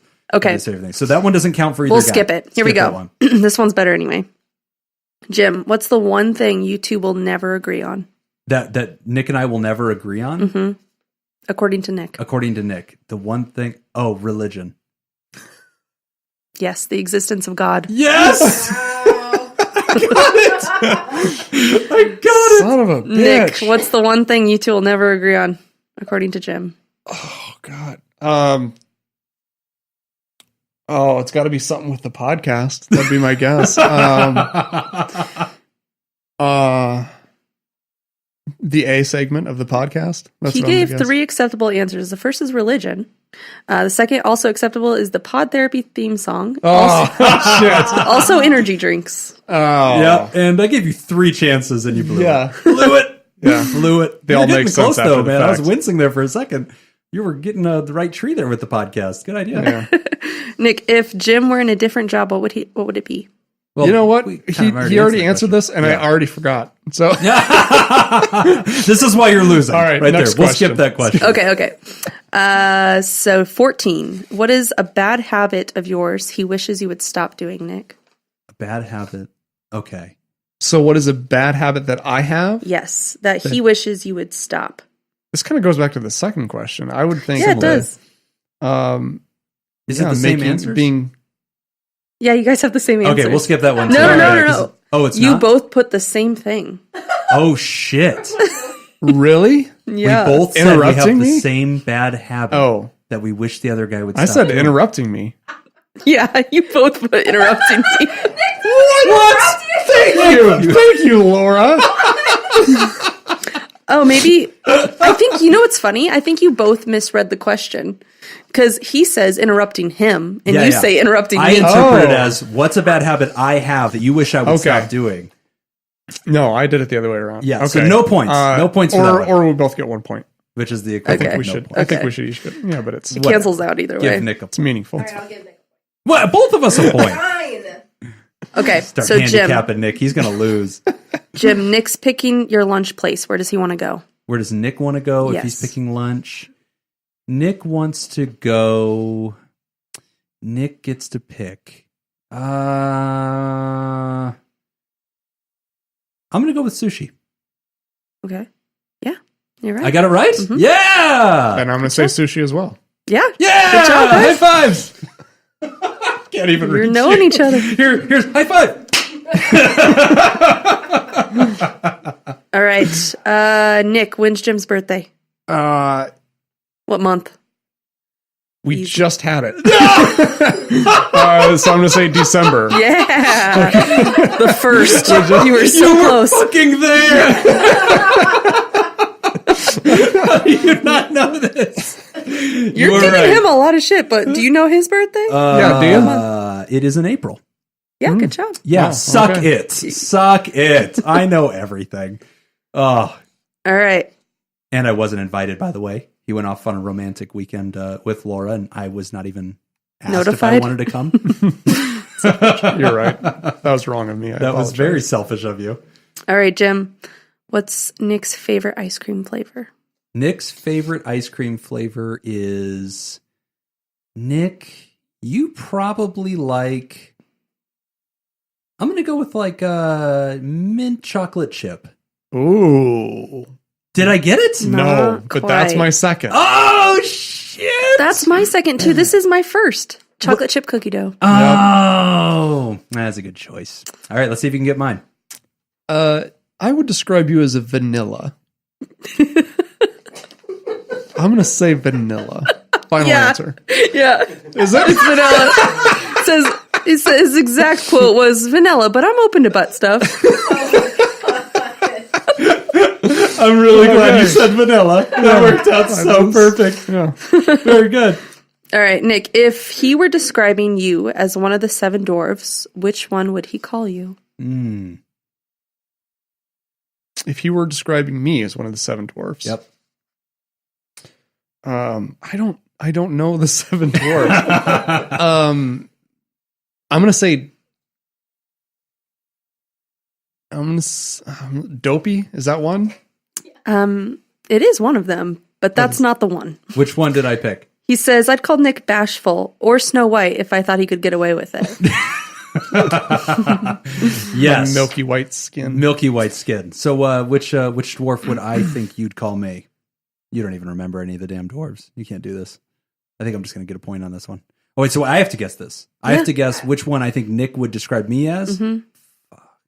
You're halfway there, too. I don't get that hint. No, you're not supposed to. Okay. You wouldn't. No, it's not going to be sleepy. Sleepy, happy, Doc, bashful, sneezy. I'm going to go with happy. Dipshit. I don't watch Disney. Damn it! So I don't know the characters. But that one seems to fit. Laura, you're going to let him get away with that? Well, I'm glad you didn't get a point on that one. That would have sucked. That was really close. But you were halfway there with saying, like, I don't think he knows any of the characters. Yeah, I see now. I see. Right. I'm following the logic. What state was Nick born in? Oh, Iowa. That's an easy one. Yeah. What state was I born in? Texas. North Carolina. Maddie was born in Texas. That's what I meant. Our parents traveled a lot. Give me a point, Laura. Yes, I got it. Yeah, ding. Hell in this. Who was the first president that Jim voted for? Okay, so Jim is younger than I am. So he would have been 18. I'll give you a huge hint. I am the same age as Laura. Yeah. Okay. So it would have been the George W. Bush v. Unless Laura's been lying about her age. How young does he think No, we wait. are? No, wait. Don't you help him, damn it. This is bullcrap. I haven't said anything. You're doing hand signals. No, because it wasn't Bush Gore. I think it was Obama. No, it would have been Bush and Kerry. It'd have been Bush and Kerry. I wish we were young enough to have done our first election in the Obama era. That'd have been pretty cool. Bush, Kerry. I'm going to say you voted. Do I have to say who you voted for? Yes. You got to name the candidate. George W. Bush. He did. I did. I'm so sorry. Liberty the deciding University. vote, guys. I was not the deciding You have vote. to do your job as an 18-year-old. All right, so Nick's first one. Let's see. Nick's slightly older than me. So probably Nixon, I guess, would probably be his 18-year-old vote. I'd say maybe Eisenhower. All right, so Nick he was born in 79. So if he was born in 79, then 88. So he's probably got to go Bush versus like Dukakis. And at that point, is he like a self-aware liberal yet? Or is he still like an Iowa conservative? Bush won in such a landslide. Or he could have voted for Ross Perot and made like a thing out of it. I'm going with Dukakis. Okay, well, my answer to that, fuck you. I'm not that old. I was born in 81. Oh, I thought you were born in 79. No. You made a big thing out of how you're not a millennial. Then you are by definition a millennial. No, I'm pretty sure millennial starts in 83. It starts at 80. I don't know. I disagree. It starts at 80. Anyway, go ahead. Al Gore. Al Gore. Yeah. So wait, your first election was Gore versus Bush. Yes. Okay. Oh. In fairness, had you not lied Bush about the millennial Dukakis. thing, That was like I was in 5th grade. Yeah, dude. yeah, you went real far with that. I was told there would be no You're math. way off. All right, I was told there would be no math. What's Nick's favorite season? Nick likes summer. He likes spring. Of course you do. I'm going to say fall. Winter, mostly because Vegas winter feels like other people's spring. Yeah. Fair enough. Nick, without looking, what jewelry is he wearing right now? Close your eyes. What jewelry am I wearing? Does a watch count? Wait. Cover your, because it's going to ask the question. Yeah. I'm not looking at him either. Sorry, I didn't look at him. I'm looking up. I'm looking at Scott. Scott's keeping me accountable with eye contact here. Okay. It's getting pretty good. I'm going to say a watch and a wedding band. That's it. Is he right? He's right. Ding, ding, ding. Good job. Besides the Prince Albert I have, but other than that, okay, that's the name of it. I couldn't remember the name of it. Yeah. All right. So Nick's jewelry. Nick is probably wearing a watch. He's probably got some kind of hipster leather band on, maybe with beads attached. I'm going to go with those two things. I don't think he wears necklaces because they'll get stuck in his chest hair. So I manscaped, so it's not an issue. I've been keeping it trim. I'm going to go with visibly watch and leather strappy thing, and maybe non-visibly toe ring. But let's just go with the two wrists. So I'll say watch and leather bandy thing. What do I got? It's not leather. It's not leather. Do you get credit for that? Laura, what do you think? I'll give you a half. Half point. All right, last question. Jim, how does Nick take his coffee? Like his women. I don't know. Laura. He takes his coffee. I'll tell you right now. Nick takes his coffee with freaking chocolate in it if he can get it. Like, he will only order mochas. So it would probably be light and sweet. So I'd say lots of cream and sugar and chocolate if he can get it. He says that depends. If fasting, black. If not fasting, 4 sugar, 2 cream. Yeah. Okay. Laura? I'll give him a point. I do take it. If I'm not assuming I'm not fasting, I take it really sweet. I've never seen him order anything at Starbucks that is not literally chocolate, like with a sprinkle of caffeine. Like, they're like, what can I get you, sir? It's like Toblerone. Like, what? Put a straw in it. All right, Nick. What do I order? 4 stevia, 3 cream. Holy crap. He's going for like the recipe on this. He says like his women. That was my answer. That's it? It just says like my No, women. I get a point. I'll give it. He's getting actually a point. right. For Dang, that. That was very specific. Good for you. And he Yeah. threw out the stevia too, which is correct. Well, you Good were my job, boss, guys. so I know You what never coffee I once need to bought get. me a coffee. That never happened. I bought you coffee. But I knew every what day. it was. I knew in what case. it was in case I needed to know. Whatever. Yeah. All right. So the end of the show, and how did we do, Laura? So Nick had 9.5 points. My God, that sounds like a lot of points. What a good job It you does. did, Nick. Jim got 11.5. Jim got 11.5 points. Well, in this episode of the Newlywed Game, clearly I'm the better newlywed. In our first year of partnership, Nick, you have a lot to go. Yeah, because I don't listen. That does help. That does help. So we have moved on to the end of the show where we are doing our special Christmas gift exchange. And so I've got my gift. This will make for here. good podcasting. This is going to make for good podcasting. So, Nick, I see that you have a gift there. Would you like me to open that? Sure. All right. So, okay, you can hear it. It's pretty hollow. It's about the size of like a coffee mug box, which makes me wonder: is it a coffee mug? It is a box of tissues. Wait, inside of this box of tissues, which is quite oh, you piece of crap. I am so viscerally angry about this. It is a University of Nevada decal for my car. Oh, God. Oh, it hurts. And a Wolfpack University of Nevada beer cozy. Oh. And Oh, God. And a UNR keychain. Oh, you. Oh, that's awful. Oh, okay. Well, Nick, I got you the gift that keeps on giving. syphilis. Syphilis. You guessed it.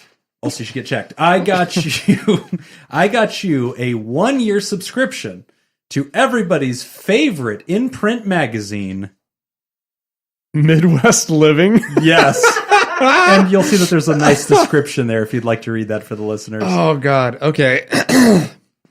The Midwest premier lifestyle magazine, Midwest Living. Midwest Living magazine is a woman's lifestyle cooking and home magazine that features recipe ideas, home improvement, and decorating, gardening, and landscaping Midwest travel, holiday and party entertaining, storage and organizing, holiday decorating, and so much more that women love. Yes. If you're not already an expert home cook, learn how to make recipes as simple as kid snacks all the way to Thanksgiving dinner recipes that you can put on the table with pride. Read travel plan ideas to find little known treasure right at home in the Midwest for your next weekend getaway. Yep. Get a Midwest Living Magazine subscription for women from magazine. Oh, magazine. This is how poorly it is written. I'm sorry. By the way. Yeah, magazine.store now and receive special discount offers. Midwest Living has a place for the coffee table in every Midwestern home. Subscribe for yourself or give a gift, as Jim did, to a woman in your life who has a knack for living well in the Midwest. Thank you so much. You, as a Midwestern debutante. This is why you wanted my address. Yes. And even when you move, it will follow you. I'll bet it will. Make sure I'll bet that it will. Finds its way. So, in season 2, perhaps you will allow us to hear updates on what you've been learning from I'll provide updates. Midwest Magazine. So thank you, Nick. Merry Christmas to you, sir. Merry Christmas to you as well. These absolutely blasphemous. Oh, God. I don't even know what I'm going to do with this. I'm not going to throw it away. I'm not that guy. I'll probably keep them for a while. But I don't know what I'm going to do. Regift. Yeah. God. Yeah, I need to start thinking about who I know that goes to UNR. Yeah. But no, I don't want you to regift your magazine. So I will suffer with these because I want you to get that damn magazine. All right. Fair enough. So our gift exchange is in the bag. Coming to the end of the show of the season finale, Nick. So we actually have a bunch of new reviews that have been showing up on iTunes and Facebook, but because this is a finale, we didn't want to bring that into the show. So everybody that's out there, if you would like your review read live on air, there is still time to do that. Drop one off at Facebook or on iTunes or wherever you're hearing the show, and we'll make sure to be reading those reviews in the very next episode. Yeah, and we want to give a special thank you to all of our Patreons. Thank you so much for everything you do. We want to thank all of our Patreons who have joined us for our first year. Our mission is to make Pod Therapy an accessible, easy introduction to meeting with a therapist so that people who could benefit from mental health care will find it and use it. Your support has made that mission possible. Absolutely. And if you'd like to hear this episode uncut and unedited, which, by the way, there is a ton of bonus content that ended up on this episode, including a pee break on Nick's part where I got to interview Laura for a while about all of her escapades in life. Outside of Nick's hearing, you should definitely tune in at patreon.com/therapy and join the party. That's all the time that we've got for this week's session. We want to thank Level 9 Studios, Matt and Mattingly's Ice Cream Social, Nick's Blanket Fort, Jim's Sex Dungeon, and multiple offices for hosting us this year. We also want to thank all the people who wrote into the show in Season 1 and invited us into their lives. If you're a supporter of mental health and want to be a supporter of the show, join us at www.patreon.com/therapy and become a THERAPAL or THERAPOD so we can launch new projects in Season 2. And if you have any questions for us that you'd like to answer on the show, send us an email at podtherapyguys@gmail.com or submit them anonymously at www.podtherapy.net. Until next time, I'm Nick Tangeman. I'm Bubba Jobin. Thanks, and we'll see you for your appointment next week.